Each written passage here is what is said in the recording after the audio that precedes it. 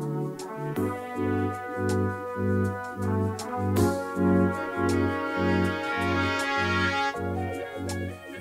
do we go when it's time to leave? Tell me, honey.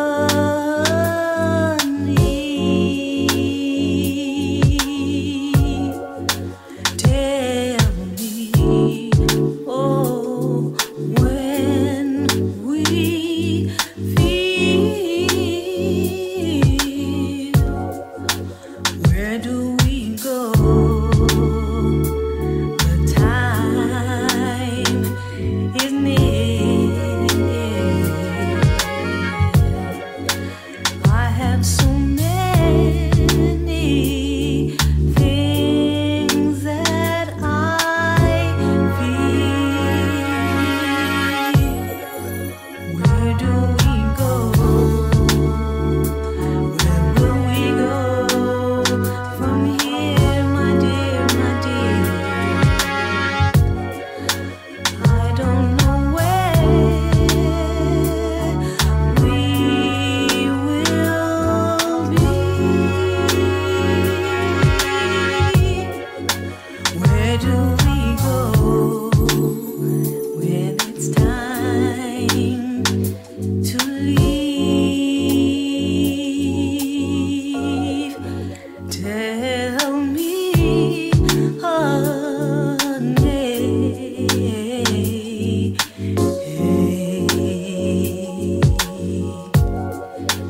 Tell me, oh, when we feel,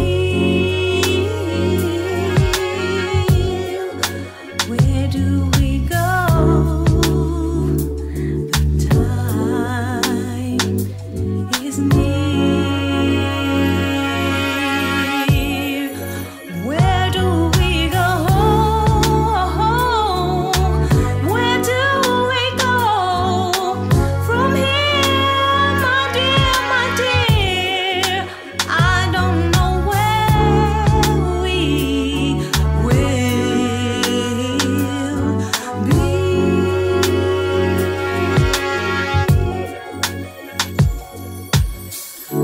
Oh, I feel so far, baby. We can make our own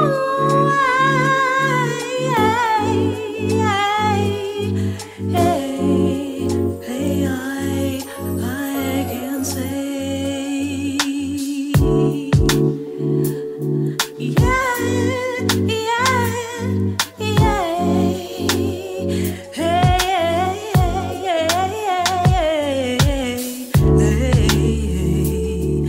Where do we go?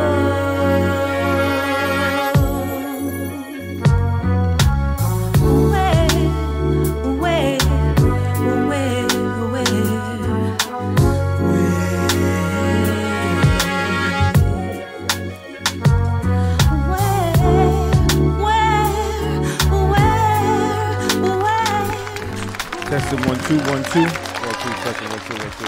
Let me see. My mic controls up because I can't. Testing 1 2 1 2 1 2 1 2. I can't. Okay, now I can hear myself a lot clearer. I'm sorry for the delays, especially for the people on YouTube. Had a little bit of situation with the login and everything, but we good to go now. Yeah, as per the title of the show, pimping parents and surviving exploitation. Now, as many of us know, many of us are aware, there's a huge scandal involving R. Kelly, Gayle King, and Oprah doing a series of interviews with alleged Michael Jackson victims. And I don't really want to I'm not going to even debate whether Michael's guilty or not guilty, whether R. Kelly really did it or didn't do it. I don't know. You know, these things are, everything is subjective. You feel me? There's alternative facts that have been presented. There are things that people are dredging up, you know, from 10 years ago, and it's so many powerful people involved in this situation that you know, anything could be put forth. They could have a separate agenda to disgrace the names of certain people because they wouldn't play the game, out of fear that they may one day, you know, have some secrets that they want to tell. So what a person will do, or what an institution will do, is they'll tarnish the name of a person and the reputation of a person. And so therefore, whatever that person says henceforth is thrown away because of that person's image and that person's reputation. So they don't even have to prove someone to be a liar. All they have to do is make your, you know, your credibility. Just question your credibility. The same thing they do in the courtroom. Ruffle your feathers. Yeah, right, exactly. But to make you look shady, you know, that's all they have to do to cast a little bit of doubt on your story. So, my whole point is there are a lot of groupie parents that are starstruck. And because the particular celebrity may not have any, you know, affinity towards the parent, you know, especially if you are a certain age, you know, if you have a person that's 30-something years old and that person is attracted to younger people, and you have a child that's between the ages of 15, 16, you know, some parents have what I consider to be pimped their children out. And the reason why I say pimp them out, because I find it hard to believe that these young people are that clever. Like maybe one or two, maybe three are clever enough to manipulate their way into the circle of a grown man specifically. But not everybody was that super clever. You know, some of these underage young ladies, I think, had permission and probably even had coaching from their parents on how to move and how to manipulate and get closer to these particular celebrities. And I think the real disgrace comes in when, you know, these things happen on the watch of the parent. Drop, you awake? Okay. Yeah. It happens on the watch of the parent. Whereas, you know, I've had a teenage daughter. My daughter's an adult now, but I couldn't see for myself or her mother allowing my daughter, or our daughter, excuse me, to attend a particular function that adults would attend, right? Alone. I remember my daughter's mother and I taking her to see a G-Unit Christmas, right? I think she may have been about maybe 14 or 15 years old at the time. But both her parents took her. You feel me? Both her parents were present. So it was no, if she was fascinated with G-Unit, Lloyd Banks, Who 50, whatever, that she was going to finagle her way backstage. It wasn't happening. You know what I'm saying? What type of parents are you to allow your daughter to attend certain things unsupervised or unchaperoned? And so I think that a lot of these stories that we're hearing, it's the parents that allowed this to happen. And maybe because things didn't pan out the way that they wanted it to. They see a bandwagon to hop on, and now they want to jump on it and claim, you know, oh, you my daughter this, my daughter that. People have tried to compare R. Kelly specifically to Hugh Hefner. And the thing I said about that is, you know, Hugh Hefner, if he was the age disparity was great between the girls and himself. However, as far as I know, none of the young ladies were under the age of 18, legal age, and none of them were forced. They may have been exploited because of their beauty and because of their age or whatever, but that was of their own volition. They voluntarily did that. It's not something someone did to them. My focus tonight is about the parents. And what do people have to say about the parents that allowed their children to get involved with a much older, manipulative man or men? What's your take on that, Drop? You got speaking to the mic, bro. Yeah, good evening. What's going on, everybody? My take is this, man. Society has a issue with conditioning our children far more advanced at the age that they are now than when I was. Well, no. See, again, I keep telling people that I can't compare myself to a average kid back then because I was kind of advanced too, so I can't do that. But 15-year-old these days is a little bit more advanced than 15-year-old when I was 15, minus the group I was with. Because we were really out there. So the thing is that, you can blame a parent. Of course you can, because the parent is the guardian and the caretaker of the child if the child is considered a child in the first place. Mm-hmm. But at the end of the day, these kids, when they leave the home, they are really entering a whole new realm of life when they leave the house. And they're being conditioned to think and move a certain way and to appropriate certain actions in a certain way and to justify things, to be made fair seeming to them. Now, I don't agree with a parent who just lets their kid just go off and do whatever they want around celebrities. I mean, I really don't think that a lot of parents specifically do that intentionally. I think that's like a small percentage of parents that are plotting and scheming to use their kids as a marketing tool to get some money from a celebrity. You know what I'm saying? Like, Well, it's a small percentage of kids that are saying that they were, you know what I'm saying? seduced. Or some of the two of R. Kelly's girlfriends said that their parents basically pushed them in that direction. They did the interview and they said basically the parents pushed them in that direction. Right. And so at that point, that's what I said. At that point, that's what I said. That small percentage you can blame the parent, and then also be aware that the child also is under a lot of social pressure because of the subliminal messages that are being thrown out here to these kids, man, to make them feel so grown so fast. Like marketing is really outrageous now. Like the quote unquote, like the man has really got a chokehold on these kids with this marketing thing, man. Like it's really heavy. Well, okay, is there a marketing plan from the outside that will supersede the marketing plan that you have in terms of being a young lady or being a young man, as a father? To me, there's no marketing plan that's going to supersede mine concerning my daughter. There's no marketing plan. It's just going to sway her to think that someone else's advice is better than her dad's advice.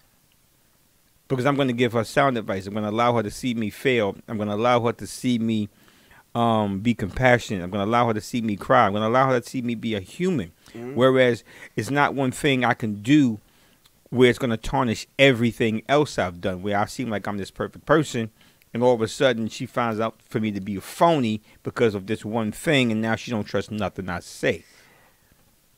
See, now that's the part right there, is that for a parent to take ownership of the 100% actions of the child. A lot of parents are not willing to do that because they feel shameful to even have that speculation out there that, for a parent to say, well, it was me that pushed the child because, I wanted so and so and so. They don't want that speculation out there or the inkling of the speculation to be out there. They just don't want that. You know what I'm saying? Mm-hmm. But you would have to give them that if that's what it is. You got to call a spade, and you're right. We do bear the responsibility.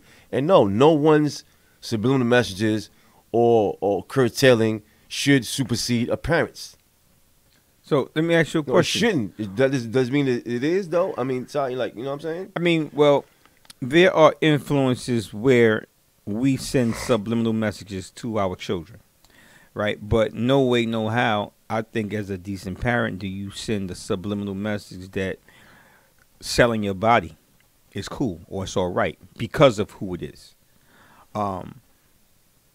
Back in the days, we used to watch Good Times, right? And we used to see James, the father, the patriarch of the family, absolutely refused to do certain things because it compromised his dignity. Yeah. And you would see, the kids look up to him like, well, nah, like if my father would never succumb to that, then I'm not doing it. I'm not going to do it. Right. I have my standards. Right.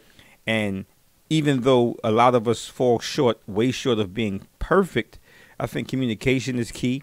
I think, and I'm speaking for people that are decent parents. Of course, everybody's not the same. You got some people that watch their fathers out there in the street hustling. You got some people that watch their mother have a revolving door in her bedroom with men. and so certain things seem to be all right.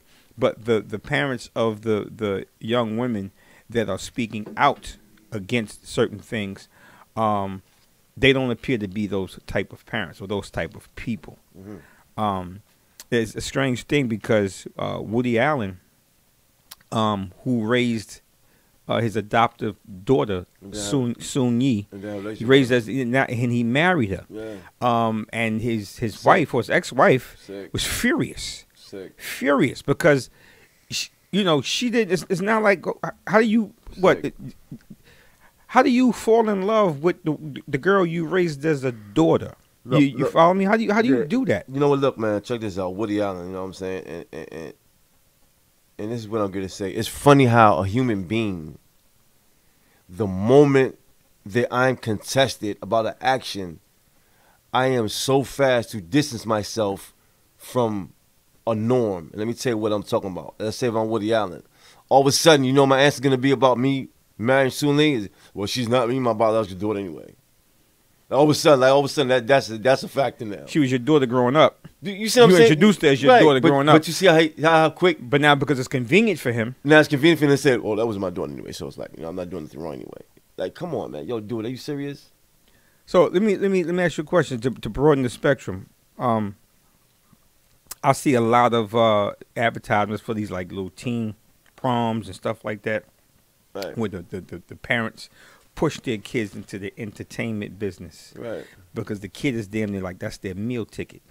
Of course. You feel me? The child may not even be interested in particular things. Now, I'm in total agreement where if you find out that your child takes a liking to a certain thing and you support them and you back them, right? You pay for the singing lessons because they love to sing. Or football practice, you know what I'm saying? Is, or football practice or whatever case may you cultivate and you develop their talent. I'm 100% for that. However, I've seen instances where, these kids are being pushed into certain careers damn near, and it's simply because maybe the parent wasn't successful when they were younger at this particular thing, and now they can live vicariously through their children, and the children suffer because even in the acting role, it's not just like singing in the music industry, even in the acting world, it's so many cases of these young boys, right, being taken advantage of by these movie producers. There is an alleged pedophile ring, in Hollywood. No question. And it was brought to my attention that Kevin Spacey had made a particular comment saying that if he's going down, there's a lot of other people that's going down as well. Yeah. And so that's why you don't really see or hear too much about Kevin Spacey anymore. But my question again is the parents of these particular children. What happens when little Timmy or little Johnny or Roger or whatever his name is says, Mom, I don't feel comfortable going to see that director. I don't feel comfortable, around my agent, alone, and the parents say, don't worry about it. Just do whatever he wants you to do. You're going to be a star. Yeah, he just means you well. He's just trying to help you. Effectively, they're co-conspirators. Right. Even in the child sex ring, to my knowledge, these particular powerful men are not abducting young boys and girls. They're not snatching them, coming into their homes and kidnapping them. The kids are being brought to them. So if a child is being brought to these particular suspected predators, right, with the payoff being the kid is going to be a star, and then the parents no longer have to work. Everything is, to the benefit of the family. Damn, they're telling the kids, take one for the team. They're taking one for the team, man. And you know what? This entertainment business is become such a devil's nest. It's incredible, yo. Like, it's really become a cesspool of everything that involves danger. Lately, like, the industry is really turned to something totally monstrous. You know what I'm saying? And the thing is that so many people are supporting the new fashions of it. That again is made to seem fair seeming all the actions that are being taken with these people and their kids and how they push them and stuff like that. So like reality TV, you got these kids on TV they're kids, man. and they're dealing with all these grown up issues, and he see these parents right behind them encouraging this garbage. What do you think should happen to the parent as a result of these things that are being alleged by their children? Because basically, it's what is it? Endangering the welfare of a child. I mean, they need to be charged. I mean, come on, let's call a spade a spade. You know what I'm saying? They need to be charged. I mean, plain and simple, yo. They've got to be charged because they participated in the delinquency of a minor and putting a minor into all this stuff that they just went through. Like, it's not a joke. You participated in your child going through the fuckery. Yeah. Like, come on, yo. Let's not joke about this. You know what I'm saying? I've not one time heard any parent of any child star or child recording artist, anyone, say they came into our home, abducted our child, right, with AK-47s and none or whatever, duct taped them, whatever they did. I've never, not one time, heard a parent make that complaint. Or has any kidnapping charges been brought up? And these are minors, right? And I mean, when these kids on tour, I'm gonna give you an example. Ray J and Brandy, when they were younger, well, Brandy was older, but she was getting into the business. You know, her mom's is right there. They right there on Johnny on the spot. You feel me? When her son, started to do his thing, and him and Brandy might have been in separate cities and things. Well, the father's over here with him, and the mom's is right there with them. And she was known, or she was branded as she's tough. You know what I'm saying? Or sometimes she's difficult. Difficult often means, damn, we can't fuck over these kids like we want to because the fucking moms or the pops is always in the way.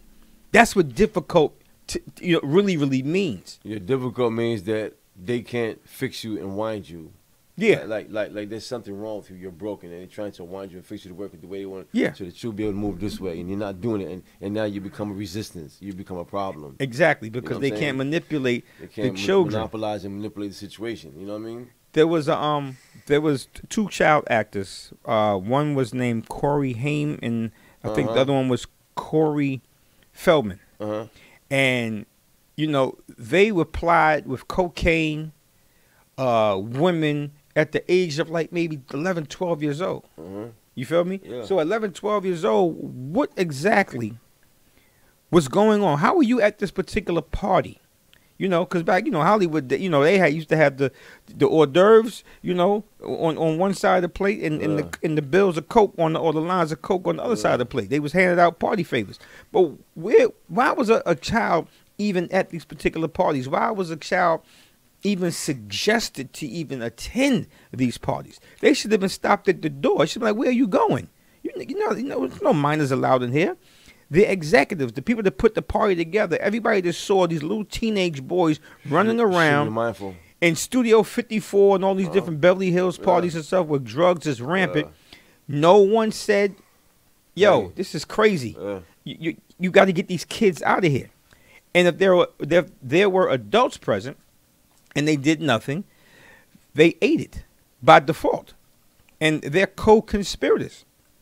And when you mention this to people, they always want to go back to, oh, but it was wrong. It was wrong. No matter what, they shouldn't have been touched them boys. We know that already. However, okay, let's just say, for instance, unless you're a clever thief, right, where you have to break in to get something and you have to maneuver around, bypass alarms and stuff like that, there's, a barrier between you and something that you want, right? These young boys and young girls, these predatory men were giving access to them. You know what I'm saying? They didn't have to bypass an alarm. They were already there. Yeah, no question. You feel me? And so when I look at people out there and they're, the networks is buzzing crazy about the R. Kelly, the Jerry Lee Lewis, and all these other different people of a different persuasion that these things happen to, and it's not. It's going unpunished. Put it like it's like nothing is happening to them, and they're making a comparison between the white folks and the black folks, and this happens to them, and it doesn't happen with us, and so and so and so and so. Cool, but nobody's holding the parents accountable. Yeah. No one. I wish we get some callers in. The number's 929 227 4646. 929 227 4646. Please call in. I mean, do we have to specifically, definitely, unequivocally blame a parent though? Like, yes. Could some of this actually be the kid? No, you have. I'm just playing the other side. You have to blame the parent because it's funny how child did. Wow, where the hell are the parents? Where are they right now? Like, why they ain't talking? Like, what's up? Listen, like, you have to blame the parent. Let me talk to where these parents at? Are these kids like, what are you at? You have to blame the parent because the parent is the one that when you are in charge. Let's say you're in the classroom, right? And let's say you got a small class. There's 15 kids in the classroom, and everybody has to use the bathroom at the same time. And you're like, no, you know what? You got the assistant, or the whatever the teachers, teachers' assistants. We're gonna take y'all to the bathroom 2 at a time, one boy, one girl, right? Yeah. And you both escort them. 2 people escort them to the bathroom, one boy, one girl. So then you have it that way, so nobody's in the bathroom horse playing around with their friends and their classmate. Let them go in it 1 at a time. Boom, they come in. Another 2 go. Another 2 go. It takes 20 minutes for the whole class to do their thing, whatever. But you have control, you have order, you have a structure in terms of how you do your thing. So if I have a daughter that is 15 years old and she's saying, well, Daddy, I have to go to the studio tonight. I have a recording session. If I or her mother can't make it down there with her, then we're going to have to make some arrangements where either someone that I trust, a family member that I trust, chaperones her, right? Or the sessions have to be when I'm off work and I can accompany or her mother can accompany. We have to make adjustments. And if it can't be done that way for the safety of my daughter, then it can't be done. I'm not going to compromise that because I don't allow my daughter to be in the company of grown-ass influential men. You feel me? Her hormones is raising. You know what I'm saying? She's kind of starstruck. She's telling her friends that she's going down there to be with this one, and she might do a song with that one. She's the envy of her peers now. So now it's a big thing. You feel me? No, she's got to stay grounded, and I have to always be present. If you call me a cock blocker, then so what? I'm your father. That's what I'm supposed to do. Where are these little girls' parents? You feel me? Are they getting paid off? Is R. Kelly or the R. Kellys and the Jerry Lee Lewises and everybody, what are they doing? Are they sliding past them the envelope? What's going on? Because it has to be something where their daughters and sons' innocence, they feel expendable. It's worth it. It's worth it. Let me ask you a question. You have a 5-year-old son, right? Do you let him spend the night at a pajama party with a 37-year-old man because that man is famous? I mean, I don't think. No, I'm not gonna do it. No, I know his mother's not gonna do it either. You know what I'm saying? No, we're not gonna do it. Oh, we have a caller. We have a caller. You're live on the air. State your name and where you're calling from. Milo, I was calling from LA. Hey, Milo, what's going on, Milo? We getting the feedback from the device you got going on in the background. I turned it down. Okay. What's up, Milo? What's good, brother? Man, life is good. Just been these pool guys taking my money, putting the pool in the backyard. My wife wanted a pool, so she getting a pool. Oh, that's what it is. Happy wife, happy wife, happy life. Uh-huh. Yeah, yeah. But I was sitting there listening to what you all talking about with these kids, and I couldn't help but think about my patients that I see in the psych ward every day when I go to work, and the abuses that they have experienced in their young childhood, which led them to become drug addicts in their teenage years because they couldn't cope with the molestation and all the stuff that had happened to them, and led them to crime, which took them to prison. It's a very sick circle. And I heard the guy there with you say, well, what role does the kids play in this? The kids are easily manipulated due to the fact that their brain isn't even properly developed to understand what is happening, to really tell right from wrong. They may kind of think it's wrong, and some of the stuff they know it's wrong, but they don't know how wrong it is and how it's going to affect them in the future. The human brain doesn't totally develop until you're like 27 years old. So when I talk to people in their late 20s or early 30s, I tell them they 3 years old, 2 years old. I say, you just start playing with a full deck. Even if you take a look at yourself, you was doing some crazy shit in your teenage years. Then you got 20, about 25, you got a little more sense. You got about 35, you got a little more. You got more sense when you're 35 because you've been operating, playing with a full deck for about 7 years. Mm-hmm. And as you get around 40, hell, you've been playing with a full deck for 13 years, so you're doing even better. But, you know, in entertainment, it's, I heard you all say, well, why didn't somebody say something? There's more people that won't say something than the person that will say something. And then the person that does say something is immediately kicked out of the crew. Mm. Mm. So, and the person with the money, if the person with the money isn't speaking up, saying something, nothing's ever going to be done, because everybody that's under the person with the money still want their paychecks to come in. And if they speak up, they out. Now, all those people that was making money with R. Kelly for so long and traveling with R. Kelly and all that, they ain't making no money no more. Now you look up on TV and they're on there crying, say, oh, I should have said something. Like the girl said, I should have said something when I went on the tour bus and I saw R. Kelly having sex with Aaliyah. She didn't say nothing because she was getting her check. Mm. But now she feeling like crap. Now, and that's the same thing that happens with these kids that are molested. Even though they willingly participated in the molestation, they went for whatever the older person was telling them. Later on in life, they can't relate to it because they have more brain control and more understanding as to what happens to them, and it screws them up. So the same thing when you come out with the Michael Jackson. I didn't even see the show. I actually don't even watch stuff like that. I didn't watch it. I didn't watch it. I didn't want to watch it because I was disappointed at Oprah Winfrey. Because she had she's a rich billionaire. She's privy to a lot of information about things and people that the average layman is not. So if there was anything speculative about Michael Jackson way back, I'm pretty sure she had, she was privy to that knowledge, and she didn't say anything then. And now 10 years 10 years after his death, she's giving these people a platform. And I also want to say something too. I watched the platform with Gail, and I watched as a journalist, right? See, I'm a radio show host. I'm not a journalist. As a journalist, you're supposed to report what exactly you heard or what is being out there, the news. You're supposed to report that. You're not supposed to give your opinion about it, because it's not your position to give your opinion about something. It's your job and your duty to just report what the news is.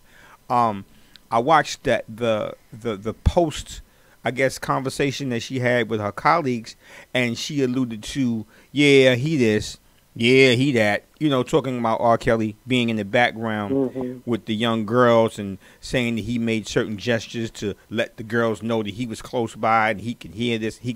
She's giving her opinion about this man, when as a journalist, she's just supposed to interview him, draw the answers from him, right? But her opinion, even though it's like when a judge tells a jury to ignore the statement just made by whoever, you can't unhear shit.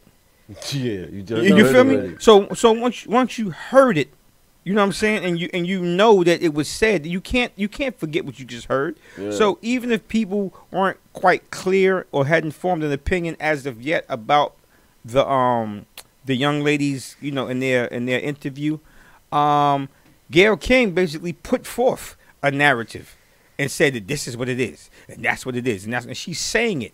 And someone that didn't see the whole interview will interpret that as, yeah, well, he said so and so and so and so. No, you're only repeating what you heard Gayle say, not what you heard him say. Now, I'm not saying he's innocent at all. But what I am saying is I'm watching how the media is manipulating the narrative to get people to have a deep disdain for him without knowing the facts. I'm not saying he's not worthy of disdain. I'm saying people have developed a disdain, and they don't even know all the shit that's happened. They don't even know. They've developed this disdain based on what the media has presented to them. And we have 6 conglomerates that that run whatever we see throughout the course of the day. Mm-hmm. There's 6 corporations that's making decisions as to what we're going to see and what we're not going to see. That's true. Now, and if they choose to focus on a story, they'll focus on it. It's just like you have Fox News saying all the good stuff they can about Trump, but then you have CNN shooting them down. That's just those two. But then you look at it from this standpoint too. When Jerry Seinfeld, what that girl he was dating, Shoshana, whatever. Shoshana Lowenstein. He was 38. She was 16 and I think she was in 11th grade. Yeah. They didn't say nothing about that.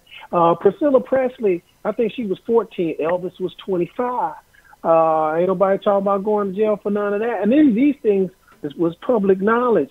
Woody Allen adopted the girl, raised the girl, groomed her to be his wife, and married her. They ain't say nothing about that. How about Terry Shields pimped her 10-year-old daughter Brooke Shields, and she posed nude in Playboy, right? At the age of 10 years old, she was nude in Playboy. She was 14 years old having I guess simulated sex in the Blue Lagoon, and she was also in a very sexually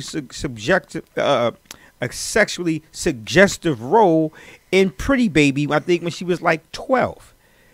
You know, her mother basically pimped her out on some damn near child soft porn. But see, Todd, you know, and I think as a lot of people think this is new, but I guess I'm privy to another side of it, being that I work with the people that have been harmed with the psychological effects of molestation and being exposed to things at such a young age. None of this is new to me. I see this every day. You know, most of the women that I work with, I would say 9 out of 10 of them have been molested as kids. A number of them, their parents started pimping them out at the age of 3 to dope dealers so that the dope dealer would give them meth.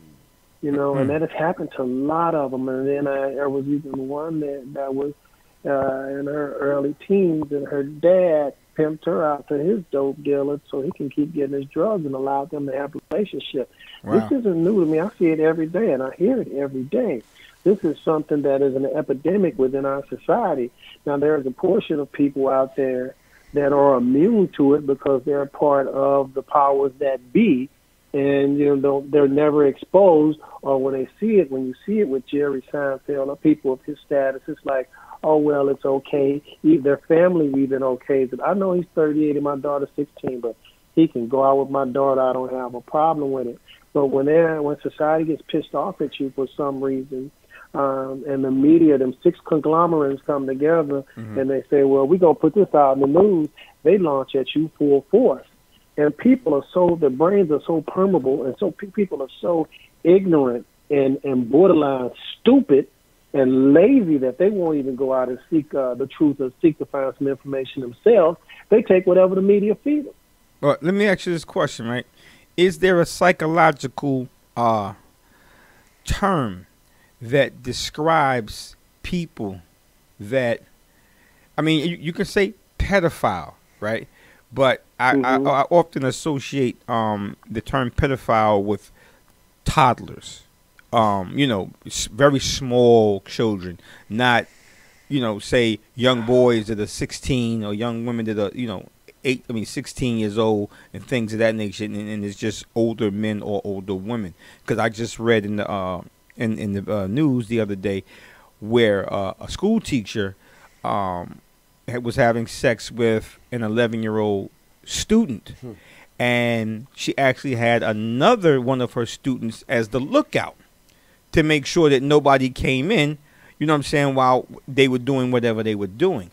And the teacher, I think, is maybe 23, 24, but she was having sex with an 11-year-old. It goes both ways, but I'm asking you, is there a term where a person is attracted to someone younger than them? Not saying like grown man, grown woman to infant. I know what you're saying. But like within, there is a term for people that, because R. Kelly really doesn't fall under pedophile. He like teenage girls. Yeah, he doesn't like a 9-year-old or 8-year-old. Right.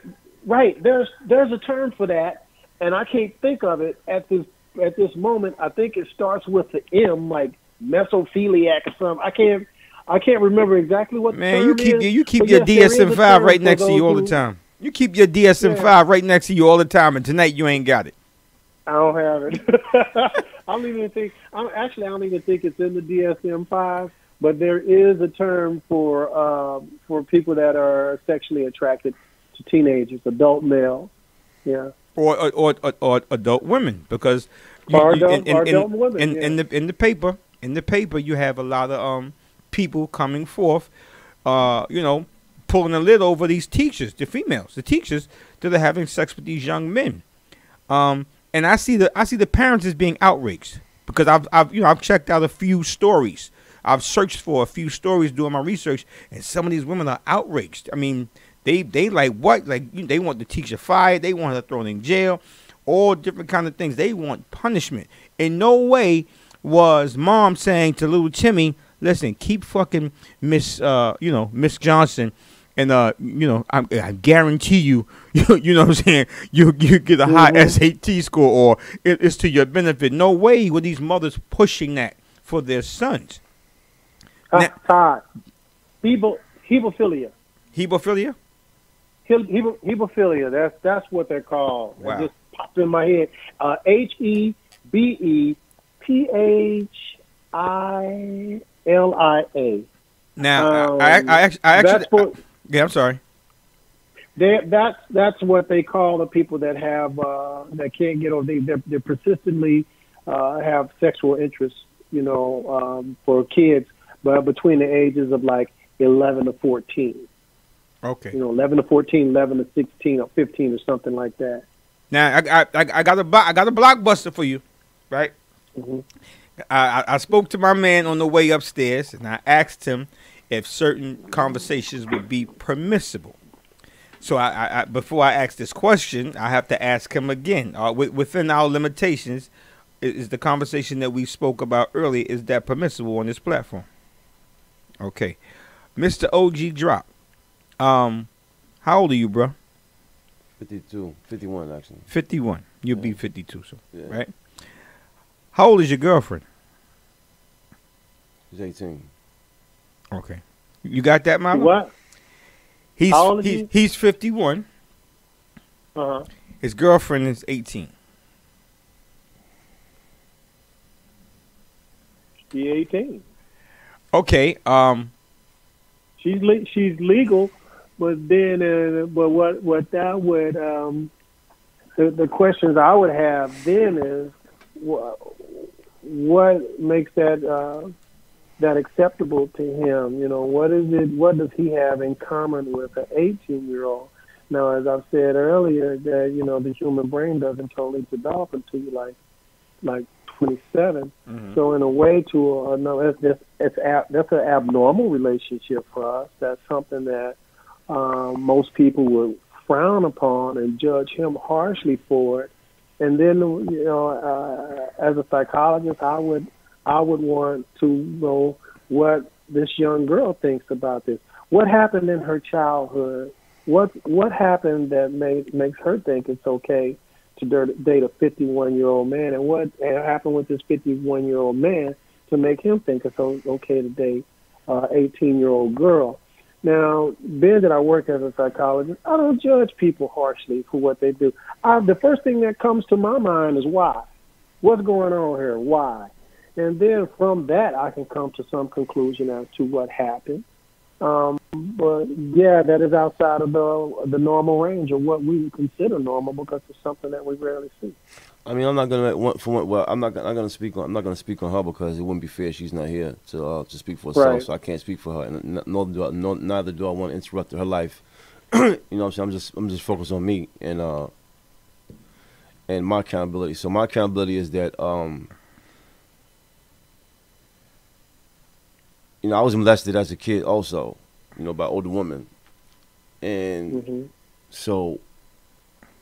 At a young age, a lot of things were made to seem fair seeming to me at a very young age compared to other kids that was, 11, 12, 14, 15, 13. I was well advanced because this lady was molesting me from the time I was like 4 or 5 all the way until, I ran from home, You know, she took me in. You know, like her paws stayed on me for a long time. You know what I'm saying? And and then between those periods, a lot of incarceration happened. So, you know, though a lot of people consider me very intelligent, you know what I'm saying, there's a part of me that's still a kid, you know what I'm saying, and I'm not gonna sugarcoat that. That's a problem of mine. Like, I'm still a big baby, like a big kid, you know, in a sense, you know what I'm saying. Like, I still got them childlike qualities, you know what I'm saying. That you know, I still at 51, I still desire to be babied and cared for, and admired and dealt with like a child. You know what I'm saying. Like, that's just something that, you know, like, I'm missing. You know what I'm saying. Throughout the whole life upbringing and stuff I've been through. But I don't want to focus. I don't want to make that an excuse, because there's no excuse. Just plain and simple. I thought she was older than what she was when I met her. You know what I'm saying. I was just come out of prison. I didn't have a lot of movement in where I was at. You know what I mean. So, you know, it just How long were happened. you in prison? This time I was locked up 3.5 years, but altogether I gave the feds like 20-some years. You know what I mean. Right. So I came you home know, and I was in the halfway house and I was in home confinement. that's part of what happened. Yeah, right off the back, I'd already kind of figured that you probably had been molested in your teenage years or in your younger years, somewhere around there, because a lot of times that's what happens when we see people with those age gaps like you all have. Something happened on both ends. That's why Something I did happen. to talk to you and see where you came from, and then talk to her, see where she came something did happen on both and ends. you can see what happened. Something did happen on both ends, and I won't go deep into her scenario, but something did happen on both ends, no question, no shadow of a doubt. And it's up and down. You know, like, I don't even classify, like, right now, she's my family. You know what I'm saying? Like, right now, we done grew into a family. You know what I'm saying? Like, I'm not particularly her man. You know what I'm saying? Because, like I said, it's not appropriate. You know, she's young. She's got to explore her life. She's got to see what's out there for her. She's got people in the ear telling her, "Oh, he's too old. He's not right." Da, da, da, da, da. So she's going through it also on her end. And me, as a man, transitioning from male to man, I understand that I have to let her go. So I'm letting her live her life now and explore herself. You see what I'm saying? I'm learning that now. Like, no, listen, man, let her live her life. Let her go.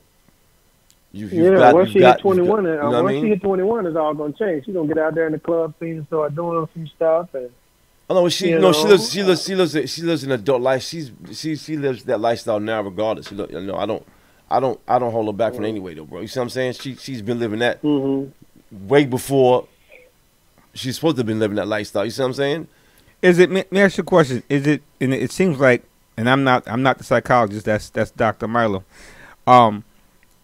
It's like she's in an advanced stage, right? Yeah. And you are. I wouldn't call it. No, when I say it, she may have been exposed. Let me finish my statement. An advanced stage socially, right?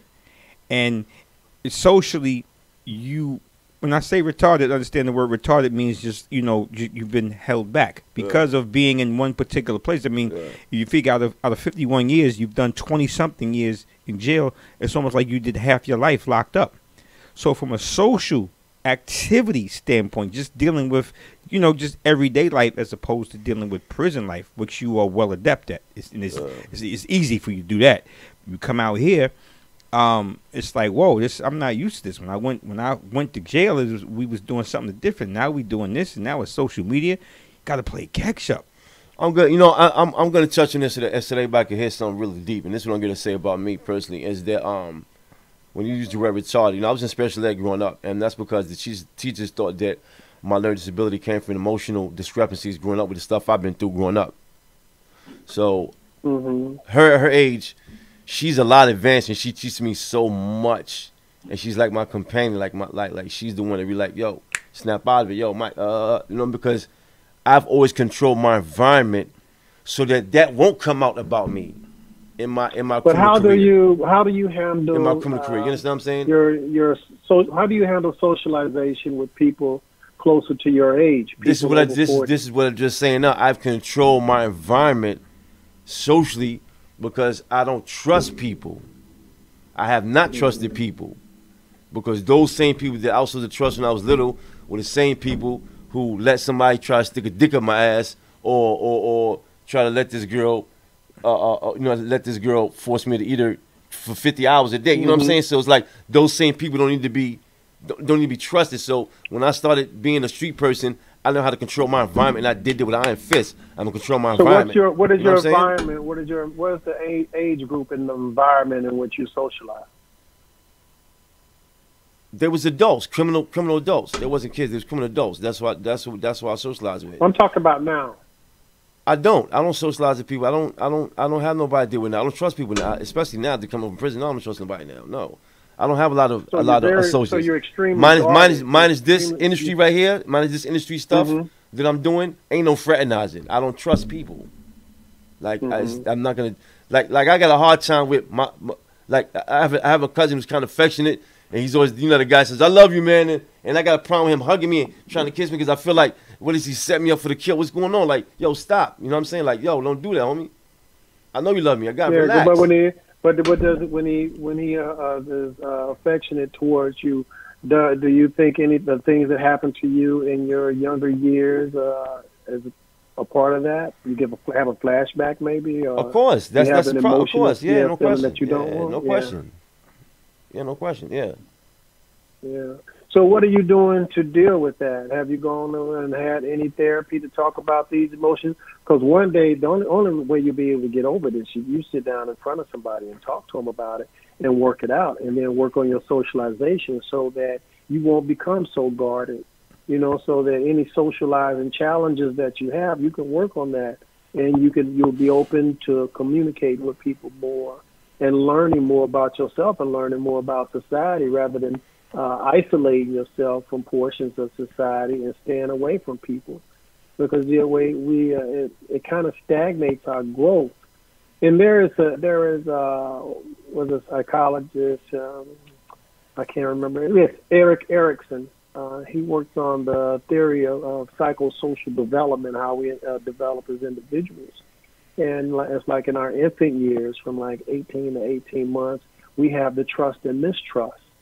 So things started happening to you at a young age. Say 18 months to 3 years old, we are into we get shame versus doubt, shame versus autonomy, and things. But we have different stages in life, and a lot of times, if that stage in life is interrupted and is disrupted by trauma, and then we're not allowed to develop, we don't make it properly through that stage, it carries on throughout different stages of our life. And it seems like a lot of that stuff that happened to you when you were young, you still stuck there because you did not properly develop through that stage. And it is said in psychology that I don't care how old you get, you 51, you just said sometimes you have childlike behaviors that you want to be taken care of, you want to be loved and hugged, and you want that feeling because that's something that you didn't get when you was a child. So it's almost like you're stuck in that stage. If you look up, if you get a chance, Google is Eric Erickson, and Eric is spelled with an E. It's E-R-I-K, and Erickson is E-R-I-K-S-O-N. So Google Eric Erickson's stages of psychosocial development, and somewhere in there you will possibly see, well, not possibly, you're going to see where you were knocked off track. Yeah, I mean, if you take the time to talk to somebody about it, you can work your way. Yeah, I go to therapy. I got therapy sessions. I'm mandated by the court to do it because, this time when I got incarcerated by the federal government, a lot of my co-defendants made some statements pertaining to my sociological behavior. Your mental status. Yeah, this is the first time that I've been incarcerated where the court is aware that I had a issue. Because guys told them, how I was a dominator, manipulator, neglector. You know what I'm saying? And of course, they're looking at him like, not him, not sweet Mike. You know what I'm saying? Like, no, not him, but yeah, so. But did they, I got that bipolar stuff too. Did they talk to you about you know what I mean? Developmental disabilities or anything like that? Yeah, no question. Yeah, no question. Yeah. See, that's all of that is part of that, and all of that is part of what's going on with you and creating the challenges that you're facing right now. But as long as you're going to therapy, that's a great thing. I commend you for that because there's a lot of people out there that will not go to therapy. Yeah, I have a therapist. we all got to have somebody to talk to that we can tell them some things about ourselves, and they can sit there and not be judgmental, and not be harsh or condemning of us, but say, hey, can you try to look at it from this point? Hey, try this, try that, try to work this out. Yeah, but I don't like. But too. I don't like making. I don't like excuses. I like solutions. So I really don't like harping on the fact of what happened. Like, you're not gonna hear me give you the whole "woe is me" subject about what happened. Like Ty, I don't do that. I don't do that. You've never done it. I'm not gonna do it. You know what I'm saying? I want solutions. People... I want to focus on what happened. I want to focus on solutions. You know what I'm saying? It's just the fact that I admit that there is an issue there. I'm not gonna say it's not there. And sometimes, man, look, I do what I want to do because I want to do it. That's it. You know what I'm saying? I didn't develop this character in the whole drug world where, I'm gonna control my environment. I'm gonna get what I want to get, have it when I want to have it, and I'm gonna do it like that unless somebody stop me. Plain and simple. Now what comes behind it, I'll deal with it. You know what I'm saying? Now, why am I like that? Accountability is huge, bro. Yeah, of course, no question. Of course, you got to hold yourself accountable. No question, you have to hold yourself accountable. If it don't happen now, it's gonna happen today, gentlemen. One way or another, it's gonna happen. Let me ask you a question to both. Can in the quest to be, in myself, I've felt like this sometimes. Like, we consider ourselves to be strong, right? Strong-willed, right? And a lot of times along with that strong will comes stubbornness, because we've developed the ability to deal with whatever precautions may have happened. You feel me? Like, whatever happens because I can deal with it, because I've demonstrated to myself that I can handle it. So therefore, we continue to put ourselves in situations that the probable outcome is going to be negative, but because we can handle negativity, right, we go forward anyway and we take the risk, because it's like, it's whatever. I remember guys saying, if I commit this particular crime, I know the max I'm going to get is 4 years. Ain't no big deal. I could do 4 years. You feel me? Now, at 52, I don't want to do 4 days. It's not about me not being able to do it. It's about I don't want to do it. You feel me? I don't want that. And like you were saying, Milo, when you reach a certain age, you realize that the risk is not worth it at a certain time. And when I speak to Drop, and I notice the aggression in his voice, it's almost like an aggression that comes from as if he's on the block and someone's telling him, yo, y'all can't work here, this is our territory. And he's like, all right, I hear you. And when he's going back to the clubhouse, he's speaking to his mans and them, he's telling them, yo, listen, this is how it's gonna happen, and this is what we're gonna do, and I don't want to hear nothing else that deviates from the plan I just told you. This is what it is. This is how we got to prepare, because I have to maintain mine. I also run a group, and I teach a class on criminal thinking. And what you're talking about right now falls right along the line of criminal thinking. And in criminal thinking, there's a lot of control. There's a lot of manipulation. Super optimism. There's a lot of showing that I am the strongest. I run this, and there's a lot of fear involved in that. So in criminal thinking, that's how criminals work at it, Well, now how different, how they view things. How different is that than the CEO of a company, right? Hey, he's a criminal too. Don't think just because they were the CEO, they just high level criminals. They take it to a whole nother level with their criminality, and they still in. And they'll say, I'm gonna probably do 4 or 5 years, but yeah, they stealing 10, 20 million. But now, now, if I was stealing 10, 20 million, hell, I could do 4 or 5 years right now. If I knew when I got out I was gonna have $20 million. Now, see how everything segues together, because people always tell me, Todd, you go off on a tangent and you do this, because I'll be having 1,000 thoughts running through my head. We're talking about powerful men, right? Particularly powerful men in these industries, whether it be the movie industry, recording industry, powerful men taking advantage of, these young girls and young boys. And they have, I guess, as you described, a criminal mentality where it's like, I control everything around me. And it's easier to manipulate and control a younger mind than it is someone that is, mentally their peer. So to speak, someone their age. And if they have the money, it's the simple thing. It's like, well, if I get caught, I got a good lawyer. I got a Goldstein, a Rubenstein, or somebody Steen, Jewish lawyer that's going to get me out. So I'm not even worried about that. I got a good lawyer. So they got good lawyers too. They always think that they can buy their way out. And so that power or that aggressiveness, right, allows them to go ahead and just ignore all consequences as it seems, because they think that those consequences either don't happen to them or they can weather that storm. You feel me? So it's when I'm listening to Drop Talk, it's like he's like, yo, listen, man, I'm not worried about this. I control the people around me. I control who I'm around. Two ways. I could control who comes into my space, into my home, you know what I'm saying, to my environment, and I could control whose environment I'm in, because I could just leave if I'm uncomfortable. If I don't like it, if and I don't that's like all part of criminal thinking. You look at the mob bosses in New York. You got their little social club. Who can come in their social club other than them?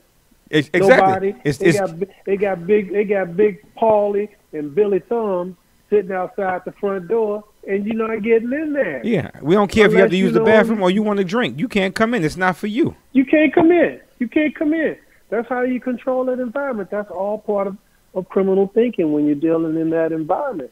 And it's healthy for some of them, but in the long run, it's not healthy for you. It's too stressful. It's uncomfortable. And you really, whatever you're doing here, odds are you're causing some other people a lot of pain.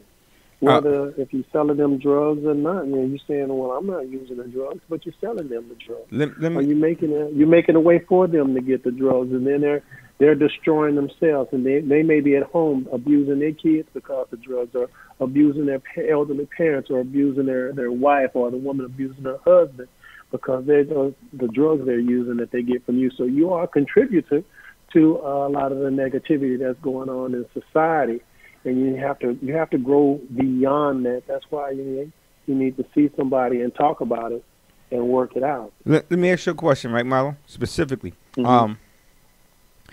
we know that the military is an option for a lot of young people, right, that seem to be going down the wrong path and so on and so forth. Because, there are a lot of successful people that never went to the military. So I'm not saying that's the only gateway to success. But it seems as though, there can be an emotional fallout from being in the military. A lot of veterans will admit it, and a lot won't. Especially in the time of war. Psychological things happen. You shipped off to another country. You fight in a war that you really don't understand, and it's just a whole lot of complexities. You got a lot of the sexual assault rate on women in the military is super high, super high. Friendly fire alleged deaths. They got gangs in the military. There's white supremacy in the military. You can virtually kill with impunity in the military. And while the military will somehow train some to be killers, it's also a haven for people who are already killers to join so they can kill with impunity. Do you think in some way, somehow, or let me ask you a question. Would you advise a young man in your family to join the military? And if so, why? And if not, why not? And I'm going somewhere with this. It would depend on the individual and their goals. Someone that has been constantly out here getting into trouble, and they're not doing anything with their life, and I think they're gonna be dead next week, and or are they not gonna make it through the year, with the life they living, and I don't see them making any changes. I probably would recommend they go to the military, especially if I knew something about the family. And I noticed that their family lacked structure. When you go to the military, if you don't have no structure, if you stay there, damn it, you're going to have some real soon, because they're going to wake you up and you're going to have some orders and you're going to learn structure. We have a lot of people that don't have any structure. They didn't learn it in their home. Their parents didn't teach it, didn't push it. That's why they go out of society and just do whatever the hell they want to. When they have their boundaries, they have no real boundaries. So it makes it hard for them to have a healthy relationship or to even keep a job, because there's no structure and there's no boundaries. When you get in the military, a lot of people can learn that. But you can also go to the military and become very damaged. And a lot of people that go to the military are already damaged before they get there.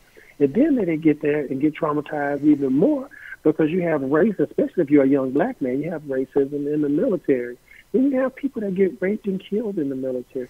There's all kind of abuses, and then you have, say, you have a sergeant or whatever, somebody higher up on the food chain in the military that is your commander, and that person has been sexually abused and physically abused, and now they're in a controlling position, and they're taking that out on you. It can create a whole lot of difficulties in life. So it would depend on the individual whether I would recommend they do it or not. But I'll tell you, Todd, with my studies and where I am in life, it's hard for me to really even say anything about anybody without talking to them.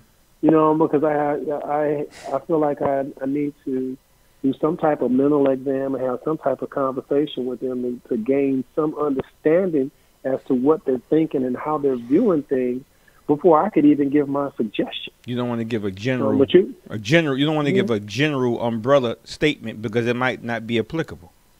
Right. It may not be applicable. And see, and that's something that our entire society suffers from right now, going back to what we was talking about with whether R. Kelly did this or not, or if we, you know, what's that boy, Jolette or something? Jussie Smollett. So do you think the media did that happen or not? Do we know? We don't. But the media is telling us what happened on TV, and most of the people just ride on it. It's like the media is compartmentalizing every particular case into this one box, this one section, and everybody that's saying Me Too is you're this type of victim. You know, you're this. When there's various causations as to why this may have happened. Some people put themselves. It's akin to, a person leaving their car, running with the keys in the car, and they go into the store and they come back outside and the car is gone. That's very different than someone putting a gun to their head and taking the car. Even though the car got stolen both ways, right? But it's very different in how it happened. And everybody doesn't know the backdrop to everybody's story. And a lot of us are so quick to, I'm not going to say judge, because to judge is to assess. A lot of us are too quick to be critical about something without knowing the specifics. And this is why I had said initially concerning the topic, we're the parents. Because the children's minds are not developed enough. They're overwhelmed. They're coached. You know what I'm saying? A lot of things. Yeah, they are. But I want to say something about parents right now, Todd. Of course. And I'll tell you this, because I believe in numbers talk, and a lot of times I'll go research the journals that the government put out when it comes to numbers. When it comes to children having breakfast with their parents and being helped by their parents, black men, when it comes to men, black men are high on that list. I think it's something like 70% of black men have breakfast with their kids and help their kids with their homework. And it's like 64% of white men do it, and about 60% of Hispanics do it. Are you saying like a morning pep talk?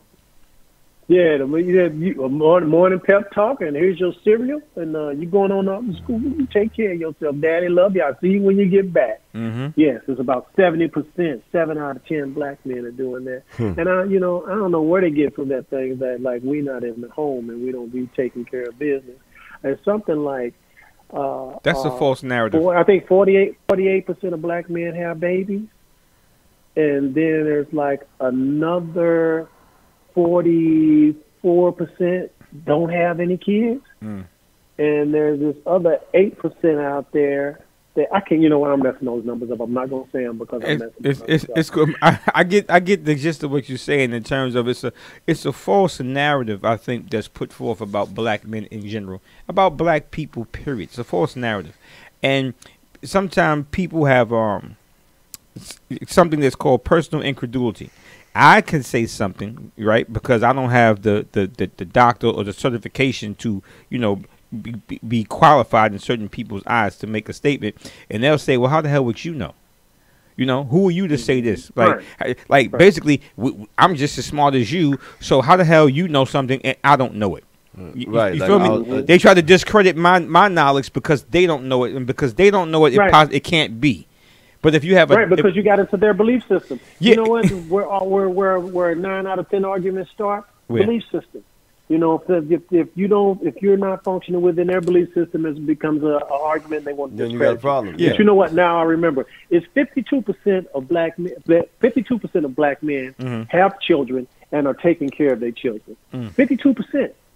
42% of black men don't have any kids. So that leaves 8% of black men fitting the stereotype of deadbeat dad. But they project right. they project that as But the norm. but from that 8%, I'll give you that 8%. But they try to act like 9 out. I won't say 9. They try to act like 7 out of 10 of us don't take care of our kids. Well, if you look at from what the media has perpetuated, right? If you look at different strokes, right? Mr. Drummond, the kind white guy, took in the black kids, right? I forgot who their father, mother, and father was supposed to be. What was supposed to be their circumstances as to why they need to be taken in. But anyway, he's the savior, right? It was no other black folks around to take the kids in, so Mr. Drummond had to come and save the day. You know, when you look at what was it, Webster?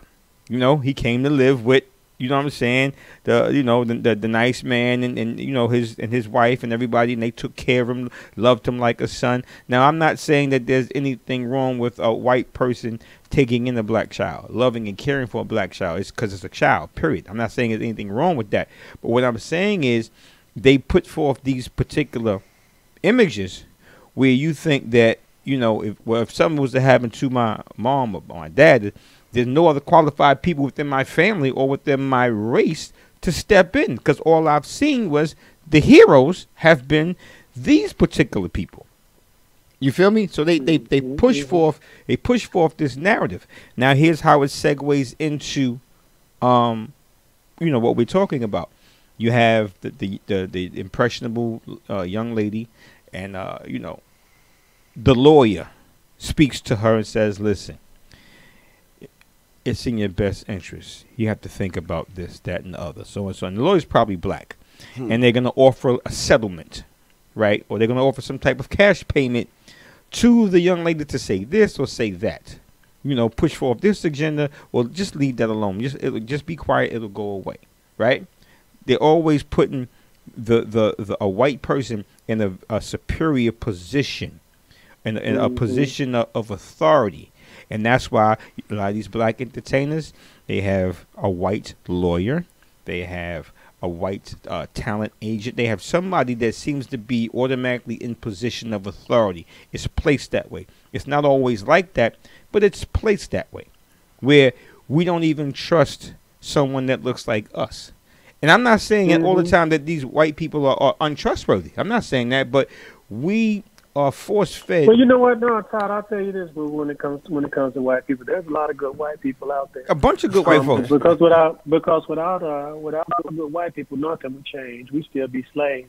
There had to be some white people. Listen, one of my best friends is an Italian. Shout out to Steve Rappanero. One of my best friends is Italian. You know what I'm saying? And that's my dude. You feel me? This is not a knock on white people. It's just saying that this is the image that the 3% of the people that control the images. They hold a spot in what you're talking about. They hold a spot. Yeah, this is what they're putting forth. So we develop a distrust amongst people that look like ourselves. We don't trust each other.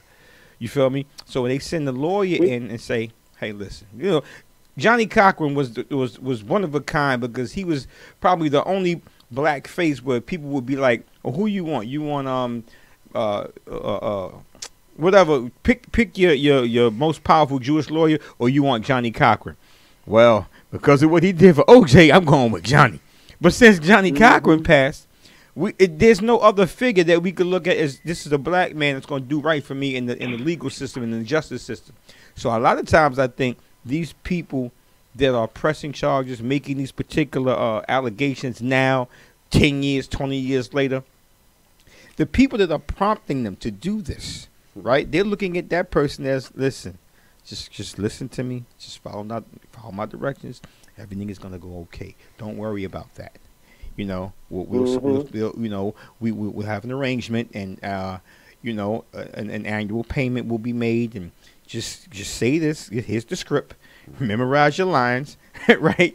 And just say this. Just say that. Todd, 90% of the people that go to prison, when you go to jail, 90% of them plead guilty rather than go to trial. And I ain't making these numbers up. I work in that system, so I see the percentages. Because they plead guilty, and the reason a lot of them plead guilty is because they don't have money to defend themselves. And they go to jail, and rich people go to jail. They go to jail for just a little bit of time because they take some of that money they have and spend it, and they buy pretty much like buying the time. Yeah, listen, Milo, what they will do is they will offer you 8.5 to 15, or you can take this 2 to 6.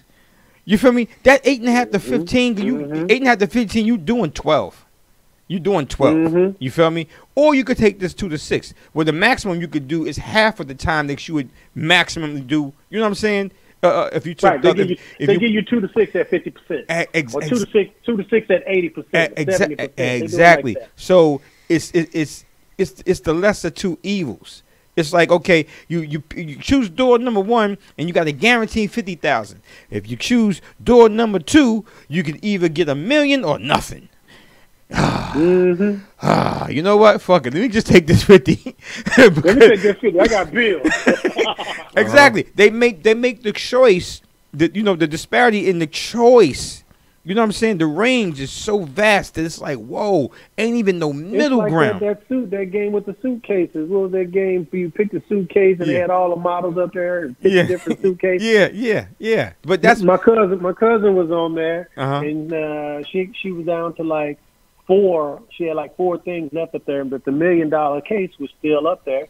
They offered her, I think it was something like $250,000. They said you can get this $250, or you can pick another suitcase, but mess around and you won't be getting that $1 million. She took the $250,000, but the first suitcase that she picked that was sitting right beside her was the $1 million suitcase. Well, hey, she got a guaranteed $250, but she got the guaranteed $250. Same thing. What you talking about though? What you gonna take? But the thing, you want to take this chance? You want to take this chance, or you want to get what's really in your head? And this, I think that they feed that same type of narrative to these people that are just coming out now. They feed the narrative to the parents. It has to, I'm trying to figure out. I'm not trying to rationalize. I'm trying to figure out what makes a parent sell their child. Greed, trying to get what they need. And there's a lot of different things that go on in parenting and raising a kid. And a lot of the things, when you look at a parent, a lot of times we look at parents and say, this is a complete person. Yes, this is a complete person, but you know what comes with a complete person? What's that? Childhood trauma, problems, issues, past drug issues. You got a lot of issues, unresolved issues, and those unresolved issues was for everybody. I tell you, my life didn't become so peaceful until I resolved all my issues, all that shit that happened to me growing up. I had to face all of that. And then I even got to the point where, and I was sitting and thinking about it one day back in the late 90s, all the people that I had done wrong to, and Facebook came out. I was so happy about Facebook came out. I was finding people. I was like, hey, you know what? I did something messed up to you in high school, and I want to apologize for it. And I apologize to people for stuff I did in college. There's only one person I couldn't find to apologize to, and it's this girl I threw an egg at in like the third, fourth grade, fifth. I hit that girl in the head with an egg, like third, fourth, fifth grade. I felt like crap about it. And whenever I still think about it, I feel like crap. If she walked up in front of me right now, I couldn't tell you who she was, but I'm sorry that I did that. You just apologize to her now. Hopefully she's watching on YouTube too. The funny thing is, at one point she might say that's that dude hit me in the head. Look, at one point in time, I had certain rules and regulations, right? About how I was living my life and things I would do and things I won't do. And, I realized that a lot of the shit that happened to me, I felt like I didn't deserve that. Like, I didn't deserve for my life to be that way, to wind up like that. Like, certain things that happened to me was out of my control. It was my environment. It was family, the family I was born into. I didn't deserve that shit. And I felt a certain unfairness because as nice as I was still getting the short end of the stick. I was still getting handled a certain way. So I convinced myself that, you know what? I got to be shitty to certain people. Because now I can live with it now. It all balances out. See, my thing is I have a sense of unfairness, and that's what will really get me emotional. When I'm one way towards a person, I'm open, I'm giving, I'm caring, I extend myself, and then, you know, they blatantly be like, fuck you. Word, fuck me. But okay. see, and then taking it back to, you know, what your show is about today. Parents, think of how many parents have had something like that happen to them. That's what I'm talking about. And then they project that onto their kids and inject it into their kids' lives, and it's disruptive to their lives. And they now their kids are being traumatized just as the parent was traumatized before, and it just repeats itself generation after generation. Like the brother that's on your show with you right now. Mm-hmm. You know, he had a lot of stuff that happened to him, but in some form or fashion, all those things that happened to him, he's gone on and done it to other people. And I know he's getting help for it now, and that is great. But in a way, from where I stand and the little bit that I've heard, I can't help but think that he's still projecting some of that pain on the other people, and people are suffering due to the pain that he experienced as a child. You want to address that? And no, I'm based upon what he said about you probably still inflicting, you know, emitting that particular energy outwardly towards other people based upon what happened to you, Drop. Yeah. You're right. Yeah.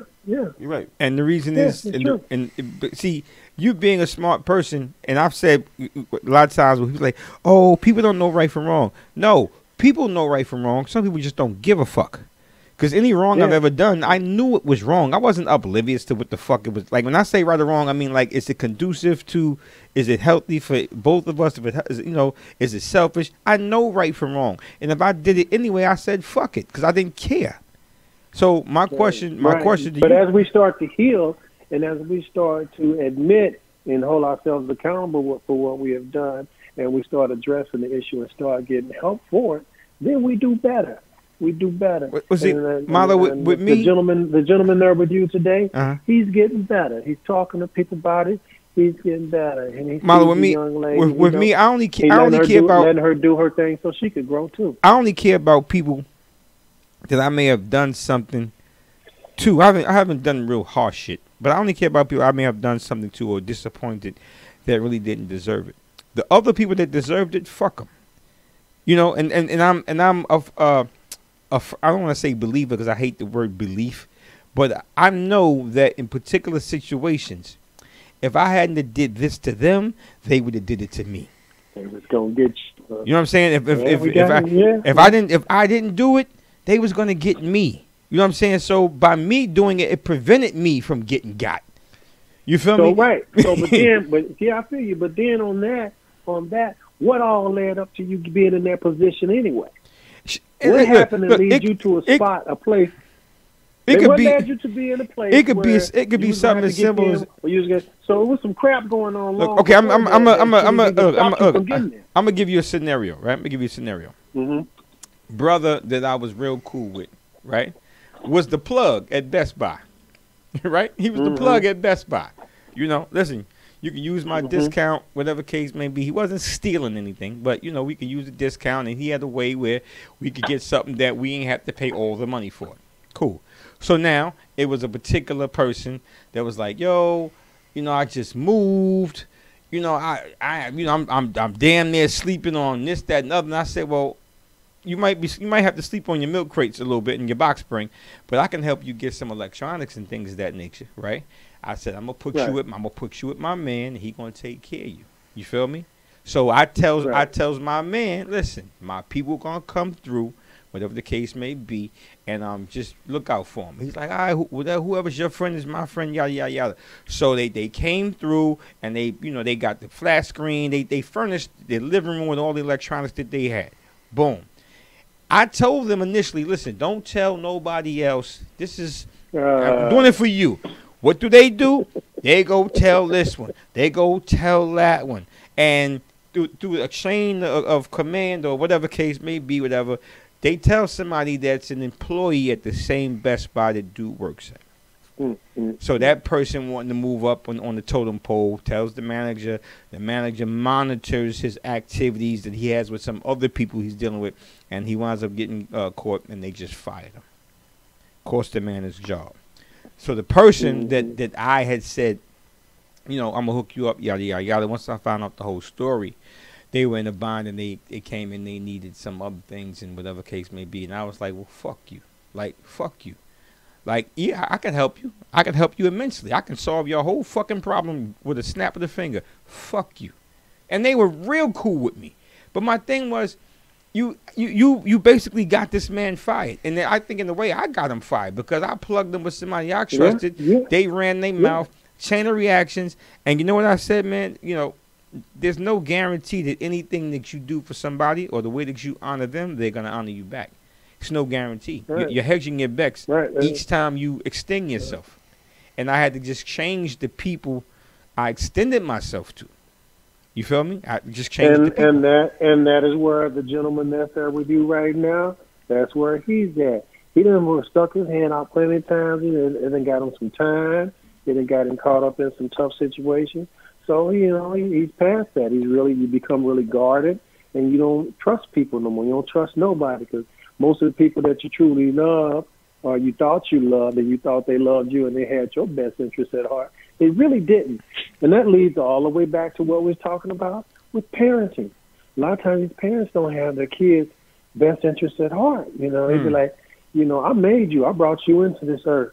I can do whatever I want. So what? Somebody had sex with you. You had a sex with a 35-year-old man. And when you was 15 and I pushed you to do it, we got 10 G's out of that. Now, I was able to get you some clothes and I had some bills I had to pay. You can't do that for me? Well, you know what? One of the young girls said that her parents had pushed her to take sexually provocative pictures with him. Maybe even videos. Yeah. Just in case he tried to flip the script. They would have enough ammunition to then blackmail him. Follow the money. They try. And she said that she use their kids for that. She said she didn't trust. And then that's why they had to end up having put those laws in payment because so many of the parents, their kids became childhood stars, and the parents were spending all their money. Yeah, and Gary Coleman got emancipated. Got emancipated from his parents. Because they was using the money to support their lifestyle as opposed to putting in a trust and doing something for for their son when his childhood career was over. They was doing their thing with the money, and he was like, "Nah, that ain't how that's not how it goes. You're mismanaging my money," and that's an example of parents pimping the shit out of their children. You feel me? Pimping the shit. Yeah, let me tell you something. It's been. I'll post pictures occasionally of my daughter on my Facebook page. And I've had people inbox me, men and women, from modeling agencies. A few dudes hit me up like, yo, I'm having shooting a video.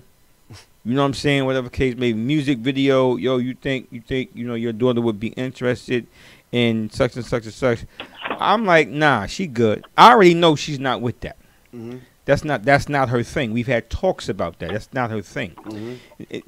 It's been, if she's watching the video now, she's probably just now finding out that someone approached me about asking her to be in the video, whatever case. Number one, she's not dressing up in no seductive clothes. It's not happening because that's not what she wants. I'm not suggesting it. What type of dad would I be? Because they said they're going to pay her $3,000. And I'm like, yo, look, I'm your manager, right? So all you got to do is just, I'm not even, no, it's not happening. I can't see myself doing that to her. I can't see myself as her guardian, as a person that's supposed to safeguard her image and her well-being to whatever capacity I can, exploiting her. It's been so many different offers, some legitimate, some was kind of shady, some I cursed out, told them meet me somewhere, We could talk about it in person if you really want to, because you talk about my daughter. She's never heard these things up until now, because it's never even going to get to her ears. Because I know. You feel me? So if she was a talented singer and someone wanted to say, well, I want her to sing background. Okay, where's the studio? We'll be there. And if the deal don't sound correct, if it don't sound like it's kosher where, you know, she's just there to do, no, she's not coming back after, no, she's not, no, we're not doing that. If I can't be there with her mother can't be there with her, or a trusted family member cannot be there with her at all times, nah, it's not happening. I'm not putting my daughter or putting my daughter in a compromising position, or putting her in a position. And that's what a healthy parent would do. But you have a lot of parents out there that are not healthy, and they've been hurt. And a lot of them, they've been hurt and have not dealt with their pain, but they think they have. They be like, well, such and such happened to me when I was a kid, and I got over it. You can get over it too. But in reality, they really haven't gotten over it. You know what? A lot of parents and human beings, period, man. Residual pain. Yeah. But you know, we got a bad habit of making things seem so sweet because we want it to happen. You know what I'm saying? And in that process, you know, you're not really looking at the pain that you're causing because you're too busy trying to hide that. You know what I'm saying? And when it comes to these kids these days, right, they're hiding. You feel what I'm saying? So you want it hidden. Is number one problem. You don't want people to know these right. You want it hidden. That's number one, which is a bad thing. Then the second thing is that you want everything to seem fair seeming. Like that's a word that I like to use because I want people to understand something, that when you have a conversation with somebody, there's two things I'm doing when I'm talking with you. I'm either talking with you to agree with you, to give you a chance to be a human being, right? As a normal conversationalist. Or I'm only talking to you because my end result is that I need you to do something I want you to do. That's it. Right. You know what I'm saying? And when you go through a lot of traumatic experiences, more than less, you are a dominator and manipulator. You do whatever makes you feel safe, and that makes me feel safe. No, that's what I'm asking. Like you become a dominator and a manipulator because the end result is you have to feel safe. So you do whatever it takes. That's my number one result. That's why. Let me say this. I don't even like. Look, I don't like being around guys that like guys got a bad habit. I do see my woman the other day, and instead of me saying she's pretty, You've been cursing. Yeah, I'm just thinking. This motherfucker said. This is what he said. He said, "Yeah, I see why you like her, man. Cause her ass and I'm like, what? I said, yo, my man, what's wrong with you, bro? Like who? He said this to you? Yeah, I'm like, yo, who conditioned you to think this is okay to talk about somebody's woman or whoever the hell she is to me and describe her explicitly to me? I know what she look like, bro. Like, what's wrong with you? Just say, yo, she's pretty. You see what I'm saying? So I don't like guys around me that's talking about how this girl sucked their dick. Listen, don't come to me with any type of sexual experience conversation because I don't want to hear it. Because I'm thinking two things. You're trying to find out how far my ears will go to put me in a compromised position, you know what I'm saying? Or you just trying to see how far I'll let you go. And you know what? I'm a piggyback off that, right? Or check your level of integrity. No. Peep this, right? And your character and moral code. Don't come tell me about how a girl suck your dick. I don't give a fuck how she suck your dick. I don't care. Right. Look, peep. That's your private business, bro. Look, peep this. And I just had this conversation 2 nights ago, right? A while ago, when I first met my daughter's mother, right? I was, I think, 19. She was 17, whatever case may be. And she came. You know, I'm on the park bench in front of my project building, and she came through to get some money. Something on the way from work. She came through, pick up $50, something, whatever. So she came to the building. We said what we said. I gave her the money, and I walked her back to the cab. Boom. Dude that lived upstairs from me, older dude, that always had a little grudge because he used to bully me when I was little. He used to, like, you know, punch me, like cramp you up type shit. Anyway, he said to me, he says, yo, who's that? I says, it's my girlfriend. He says, yo, she got a twin sister? I said, what? He said, does she have a twin sister? So instinctively, I just smacked the shit out of him. Fuck you asking me if she got a twin sister for. If you said this, if you said to me, does she have a sister? I would think that you're insinuating that you think she's attractive, and attractiveness must run in her family. So if she has a sibling, right, you want a woman that's attractive like her. If you say twin, no problem. If you're saying twin, it means you want to fuck her. Yeah. Her. Yeah. Right? And because you can't get her, you want the facsimile he's talking about her. He's talking of about her. Yeah. And the thing is, you had the audacity to ask me. To bring it to you. It's a blatant disrespect when you ask me or say something to But me. a lot of that, you know what, Todd? But also in that situation, a large number of the times they too stupid, too ignorant, too stupid to even recognize what they do. I know because his mouth was bleeding. He won't do it again. And I know he ran his tongue inside the cut in his mouth because I smacked the shit out of him. Man, listen, quick, fast, because I took it like, see, I got a light skin complex. You know what I'm saying? Motherfuckers pick on me all the time. You light skin, and I always ask people, have you ever heard this term, punk dark skin motherfucker? Probably not. You ever heard this term, punk light skin motherfucker? You've heard that term. You feel me? So I was never afraid to fight, even though I probably lost more fights than I won. I was never afraid to fight. But in this particular situation, I didn't care. He was bigger than me. He was probably about 5 years older. I didn't care. My instinct was, yo, you just told me basically, yo, I would really like to fuck the facsimile, carbon copy of your woman, which really means your woman, because I can't have her. I'm going to just have the next best thing. And I was enraged. And what happens is you have these particular things that have happened to you, trauma, the way you were treated when you were younger. And when you get older and you feel more powerful, you feel more confident, it manifests.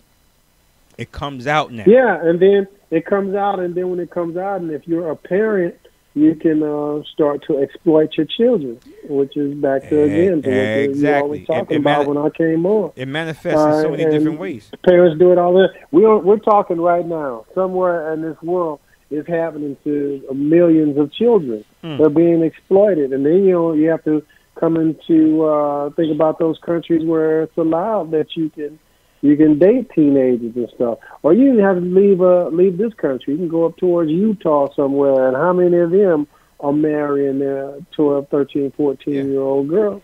And they're using religious scriptures to justify it. There's all different type of things. You know, child labor laws are enacted because it's inhumane to have children doing certain things. It's inhumane to subject women. I mean, they have honor killings. They have things that, this is all going towards the viewpoint of how a lot of patriarchal systems view women in general. And I think that, and this is just something I think, I can't prove it, that a lot of these people that prey on young women see women as beneath them. They see women as someone to just service them. You know what I'm saying? In some skewed kind of way. You know, it's like, please, you're a woman. You know, I'm a man, and basically you're lucky if I'm even giving you the time of day, or you're lucky if I'm even trying to molest you. You feel me? In a skewed way. Women didn't even have a right to do much up until World War II. Women couldn't even vote until 1918. They were away at war, and the women had to work in the factories to help build bombs, build airplanes, and all of that. And after the war was over, women, really realized they could do a lot of things, and they started fighting for their rights. And then they were able to. Can't remember when women got the right to vote, but I know even up until 1918, if a woman wanted a credit card, she had to get permission from her husband to get a credit card. He had to co-sign it, or she couldn't get a credit card. And when women were put into mental institutions, but if the husband and one of his friends said the woman was crazy, she was hysterical, she would be put in a mental institution and treated for what they called hysteria. Now, question. How much of that particular inherited and transferred ideal contributes to the toxic masculinity that we see today that allows these female women, young ladies, as victims to be treated like, your virginity or your you know, your body ain't worth too much anyway. You know what I'm saying? In the grand sense of the, you know, of the whole thing that's going on, because I think that the outrage with R. Kelly is because, you know, he's being seen as abusive, and the reason why they're not. Well, Todd, now we're getting right back to what we was talking about at first. You know, parenting. Mhm. There's a lot of the parents that have been molested, had a number of things happen to them.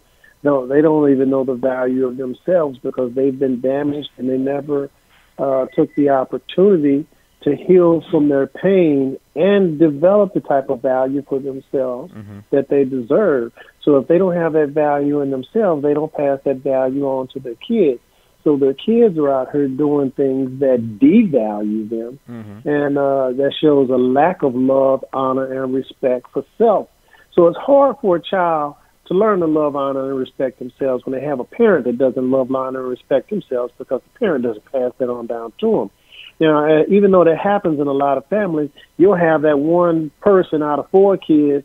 Like you go to the project and there's five kids in the house. Only one of them got a good job for the state with a nice car and bought them a house or something. That's that one that broke away and built that love, honor, and respect for themselves. Now, Milo, we have exactly 2 minutes.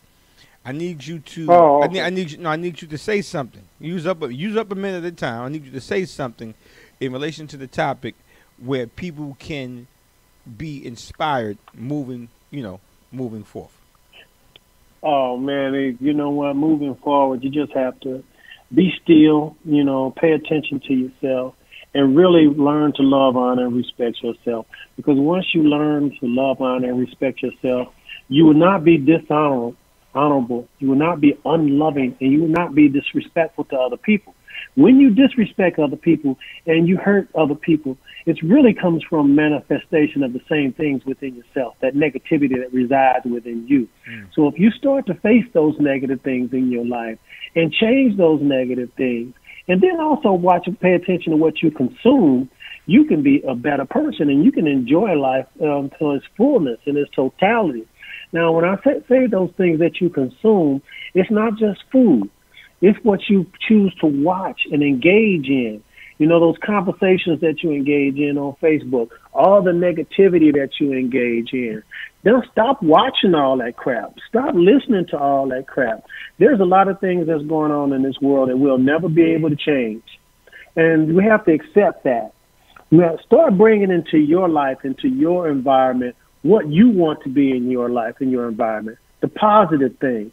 Don't go out there and try to change racism or stop racism. You can speak against it when you have the opportunity. Speak up about it every time you have the opportunity to speak up. But to try to act like it's going to go away is just is beating your head against the wall. It's not going away. So just learn to love, honor, respect yourself, and bring the healthy things into your environment. You will make a difference in somebody's life just by how you're living your life. You can't change everybody, but you can change some. On that note, I want to thank Milo Edwards calling all the way from California as our third guest panel. Shout out to my dude OG Drop, Star Fountaine, Straight No Chaser. We out. Check us out on YouTube. Subscribe to that channel. Peace. Nice talking to you, fellas.